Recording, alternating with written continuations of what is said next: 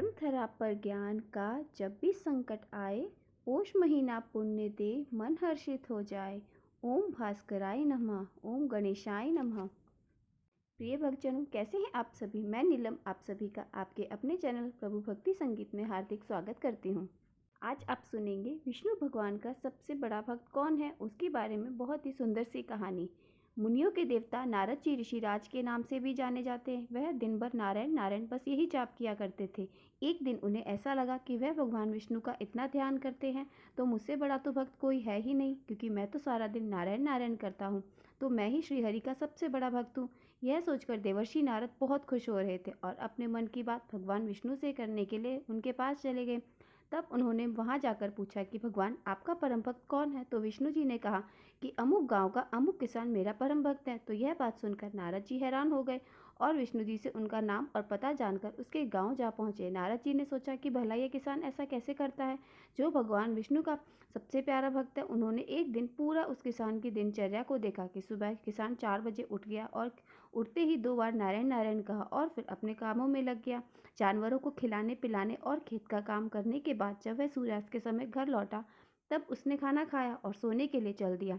सोने से पहले फिर उसने कहा कि नारायण नारायण। तो नारद जी तो हैरान हो गए कि इसने प्रभु का नाम दिन में बस 4 बार लिया, तो ऐसा आदमी श्री हरि का परम भक्त कैसे हो सकता है। यह सोचकर देवर्षि नारद विष्णु जी के पास गए और अपने मन की व्यथा उन्हें बतलाई। तब विष्णु भगवान ने उन्हें एक जल से भरा हुआ लोटा दिया और कहा कि इसको लेकर आप सूर्योदय से लेकर सूर्यास्त तक भ्रमण करना, लेकिन ध्यान रखना कि इस लोटे से एक भी बूंद नीचे नहीं गिरनी चाहिए। यदि ऐसा होता है तो मेरा सुदर्शन चक्र आपके पीछे ही रहेगा। एक भी बूंद पानी से गिरी तो आपकी वह गर्दन काट देगा। तब भगवान की आज्ञा से श्री नारद जी ऐसा करने लगे। तो परम भक्त थे, उन्होंने तो दिन भर अपना लोटा सर पे रखा और घूमते रहे। पूरा दिन उन्होंने एक भी बूंद पानी के नीचे नहीं गिरने दिया। पूरा दिन अच्छे से ध्यान रखा और सूर्यास्त के बाद वह प्रभु के पास आ गए और बहुत ही खुश थे, क्योंकि उन्होंने विष्णु जी ने जो काम दिया था वह उन्होंने अच्छे से संपन्न किया था। तो नारद जी मन ही मन सोच रहे थे कि अब तो मैं परम भक्त का भगवान का भक्त बन जाऊंगा। तो लोटा लेकर प्रभु के साथ रखा और राहत की सांस ली और फिर कहने लगे कि प्रभु यह लो पानी से भरा हुआ लोटा। लोटे का एक भी बूंद नीचे नहीं गिरने दिया। तो भगवान श्री हरि कहने लगे तुम्हारा भ्रमण कैसा रहा, तुमने कैसा महसूस किया। तो नारद जी कहने लगे कि आपका सुदर्शन चक्र व पानी से भरे हुए लोटे के कारण भ्रमण में तनाव भी बना रहा। तो विष्णु भगवान मुस्कुराते हुए कहने लगे कि नारद, भ्रमण के समय तुमने मेरा कितनी बार नाम लिया। तो नारद जी ने कहा भगवान आप ये कैसी बातें कर रहे हैं, एक तो जल से भरा हुआ लोटा लेकर चलना और उसके ऊपर आपके सुदर्शन चक्र का मेरे पीछे पीछे चलना, कि कहीं एक बूंद भी नीचे गिर गई तो वह मेरी गर्दन काट देगा। तो पूरा ध्यान तो मेरा इन्हीं बातों पर था, मैं आपका नाम कहाँ से लेता। यह बात सुनकर विष्णु जी ने नारद जी से कहा इसी प्रकार गृहस्थ जीवन का आपाधापी आजीविका अर्जन की गला काट देने के बराबर ही कठिनाइयों के बराबर है। यदि वह किसान सुबह शाम मेरा नाम लेता है तो निश्चित रूप से वह मेरा सर्वश्रेष्ठ भक्त है। तो अब नारद की समझ में आ गया कि वह किसान 2 बार सुबह और 2 बार शाम को सिर्फ 4 ही बार नारायण का नाम क्यों लेता है। भगवान विष्णु और नारद जी की पुरानी कथा बहुत प्रसिद्ध है। कहानी का अर्थ है कि जो भी व्यक्ति सच्चे दिल से सच्चे मन से भगवान का नियम पूर्वक नाम लेता है वह भगवान का प्रिय भक्त होता है, उस पर भगवान का हमेशा आशीर्वाद बना रहता है। नारायण का नाम लेने का एक तरीका और भी होता है कि जब हम पानी पीते हैं तो उससे पहले नियम बना ले कि भगवान श्री हरि विष्णु का कोई भी एक नाम जिसे आप नियम से लेना शुरू कर दें और फिर जब भी पानी पिए उससे पहले इस नाम को लेना चाहिए। कहते हैं इस तरह विष्णु भगवान का नाम लेने से भगवान हम पर प्रसन्न होते हैं और अपना आशीर्वाद हमेशा हम पर बनाए रखते हैं। यहाँ पर आज की कथा संपन्न होती है। अब हम सुनेंगे पौष मास का अगला अध्याय। ओम घृणी सूर्याय नमः। आज सुनिए पौष महात्म्य में आगे की कथा। इससे पहले के अध्याय में आपने जाना भगवान सूर्य के रथ में और रथ में जुड़े हुए घोड़ों के बारे में। तो भगवान रुद्र ने कहा हे ब्राह्मण, आपने भगवान सूर्य नारायण के महात्म्य का तो वर्णन किया, जिसके सुनने से हमें बहुत आनंद भी मिला। अब कृपा कर हमें उनके महात्म्य का और वर्णन कीजिए। श्री ब्रह्मा जी कहने लगे हे रुद्र, इस सचर त्रिलोकी के मूल भगवान श्री नारायण हुए हैं। देवता असुर मानव और सभी इन्हीं से उत्पन्न हुए हैं। इंद्र चंद्र रुद्र ब्रह्मा विष्णु तथा शिव आदि भी जितने भी देवता हैं इन्हीं के कैल तेज के व्याप्त हैं। अग्नि में विधि पूर्वक दी हुई आहुति सूर्य भगवान को ही प्राप्त होती है। भगवान सूर्य से ही वर्षा होती है, वर्षा से अनादि उत्पन्न होता है और यही अनंत प्राणियों का जीवन है। इन्हीं से जगत की उत्पत्ति होती है और अंत में सारी सृष्टि इन्हीं में विलीन हो जाती है। ध्यान करने वाले इन्हीं का ध्यान करते हैं और यह मोक्ष की इच्छा निवारने के लिए भी मोक्ष के बराबर है। यदि सूर्य भगवान ना हो तो क्षण मुहूर्त, दिन रात्रि, पक्ष, मास, ऋतु, अयन, वर्ष तथा युग आदि काल विभाग हो ही नहीं पाता।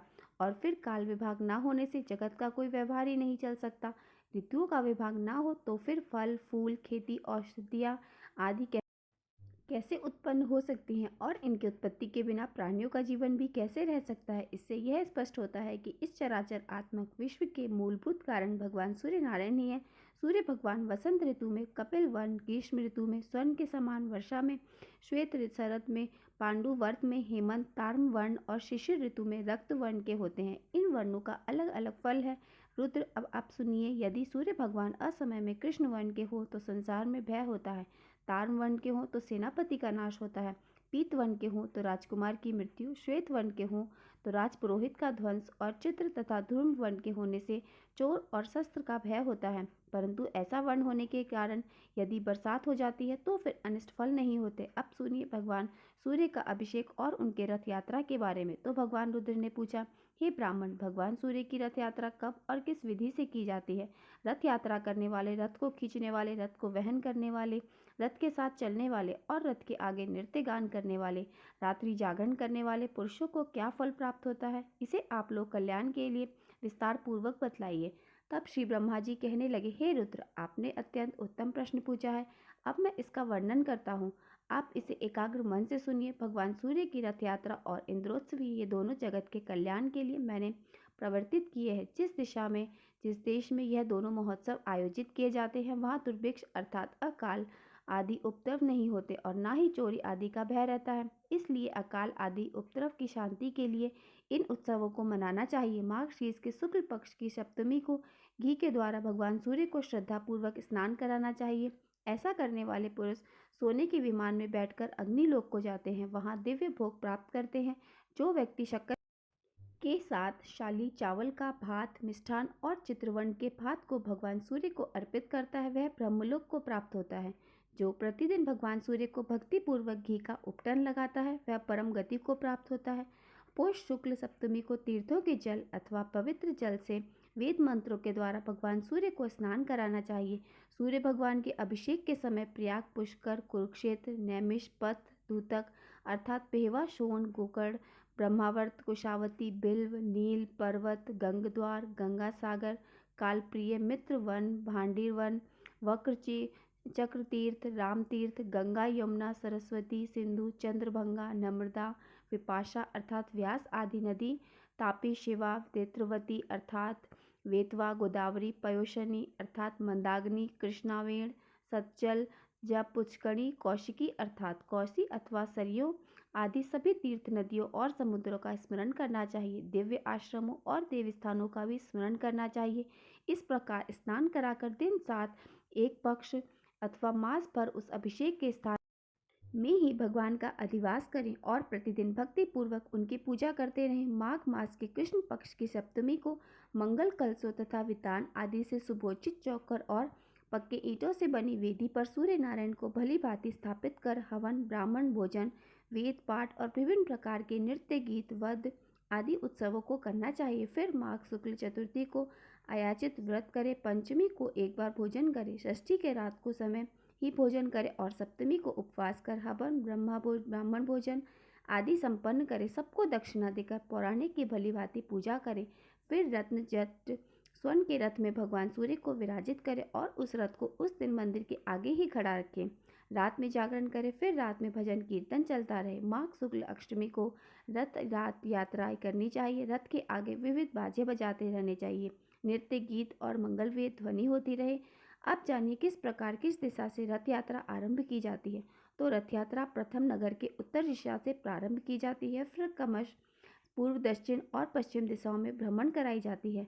इस प्रकार रथ यात्रा करने से राज्य के सभी उपद्रव शांत हो जाते हैं, राजा को युद्ध में विजय मिलती है तथा राज्य में सभी प्रजाएं और पशुगण निरोग और सुखी हो जाते हैं। रथ यात्रा करने वाले, रथ को वाहन करने वाले और रथ के साथ जाने वाले सूर्यलोक में निवास करते हैं। ब्रह्मा जी के मुँह से ऐसा सुनकर तप रुद्र ने फिर से कहा, हे ब्राह्मण, मंदिर में प्रतिष्ठित प्रतिमा को किस प्रकार उठाना चाहिए और किस प्रकार रथ में विराजमान करना चाहिए, इस विषय में मुझे कुछ संदेह हो रहा है, क्योंकि वह प्रतिमा तो स्थिर अर्थात अचल प्रतिष्ठित है, अतः उसे कैसे चलाया जा सकता है। कृपा कर हे ब्रह्मा जी, आप मेरे इस संशय को दूर करें। तब ब्रह्मा जी ने कहा, हे वत्स, संवत्सर के अवयवों के रूप में जिस रथ का पूर्व मैंने वर्णन किया था, वह रथ सभी रथों में पहला रथ है। उसको देखकर ही विश्वकर्मा जी ने सभी देवताओं के लिए अलग अलग विविध प्रकार के रथ बनाए हैं।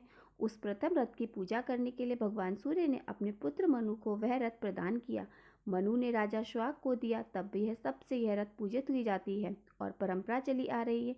इसलिए सूर्य की रथ यात्रा का उत्सव मनाया जाता है। भगवान सूर्य तो आकाश में भ्रमण करते रहते हैं, इसलिए उनकी प्रतिमा को चलाने में कोई दोष नहीं है। भगवान सूर्य के भ्रमण करते हुए तथा उनका रथ और मंडल दिखाई नहीं पड़ता, इसलिए मनुष्यों ने रथ यात्रा के द्वारा ही उनके रथ और मंडल का दर्शन किया है। ब्रह्मा, विष्णु, शिव आदि देवों की प्रतिमा को स्थापित हो जाने के बाद उनको उठाना नहीं चाहिए, क्योंकि सूर्य नारायण की रथ यात्रा प्रजा की शांति के लिए प्रतिवर्ष करनी चाहिए। सोने, चांदी अथवा उत्तम काष्ठ का अतिशय रमणीय और बहुत सुदृढ़ रथ का निर्माण करना चाहिए और उसके बीच में भगवान सूर्य की प्रतिमा को स्थापित कर उत्तम लक्षणों से युक्त अतिशय सुशील हरित वर्ण के घोड़ों को रथ में नियोजित करना चाहिए। उन घोड़ों को केसर के रंग से करके उनके आभूषणों, पुष्पों, मालाओं और चवरिया चाहिए अर्थात सजाना चाहिए और रथ के लिए अर्घ प्रदान करना चाहिए। इस प्रकार रथ को तैयार कर सभी देवताओं की पूजा कर ब्राह्मण भोजन कराना चाहिए। दक्षिणा देकर दीन, नेत्रहीन, उपेक्षित और अनाथ को भोजन आदि से संतुष्ट करना चाहिए। उत्तम, मध्यम अथवा अधम किसी भी व्यक्ति को विमुख नहीं होना देना चाहिए। रथ यात्रा स्वरूप इस सूर्य महायाग का में भूख से पीड़ित बिना भोजन किए हुए यदि कोई भद्र आशा वाला लौट कर जाता है, तो इस दुष्कृतम दिव्य पवित्र मानस श्लोक तथा रथ इन ऋचाओं का पाठ करे, फिर पुण्य हवाचन और उनके प्रकार के मंगलवादों की ध्वनि का सुंदर और समतल मार्ग पर रथ को चलाएं, जिससे कहीं पर धक्का ना लगे। रथ धीरे धीरे निरंतर आगे बढ़ना चाहिए। घोड़े के अभाव में अच्छे बैलों को भी रथ में लगा सकते हैं या फिर पुरुषगण ही रथ को खींच सकते हैं। 30 या 16 ब्राह्मणों को शुद्ध आचरण वाले हो, वृत्ति हो, वे प्रतिमा को मंदिर से उठाकर बड़ी सावधानी से रथ में स्थापित करें। सूर्य प्रतिमा के दोनों और सूर्य देव की रागी अर्थात संज्ञा और निशुम छाया नामक दोनों पत्नियों को स्थापित करें। सूर्य देव की पत्नियों के नाम संज्ञा और छाया, जिनका नाम क्रमश राज्ञ और निशु भी है। निशुभा को अर्थात छाया को दाहिनी ओर और रागी को बाईं ओर स्थापित करना चाहिए। सदाचारी, वेद पाठी दो ब्राह्मण प्रतिमाओं के पीछे की ओर बैठे और उन्हें संभल कर स्थिर रखे। सारथी भी कुशल रहना चाहिए। स्वर्ण दंड से सजा हुआ छत्र रथ के ऊपर लगाएं। अतिशय सुंदर रत्नों में जट स्वर्ण दंड से युक्त ध्वजा रथ पर चढ़ाएं, जिससे अनेक रंगों की 7 पताकाएं लगी हों अर्थात 7 ध्वजा सजाई हों। और रथ के आगे भी भाग में सारथी के रूप में ब्राह्मण को बिठाना चाहिए। श्रद्धा रहित व्यक्ति को कभी भी रथ के ऊपर नहीं चढ़ना चाहिए, क्योंकि जो श्रद्धा रहित व्यक्ति रथ पर आरूढ़ अर्थात बैठता है, उसकी संतति नष्ट हो जाती है।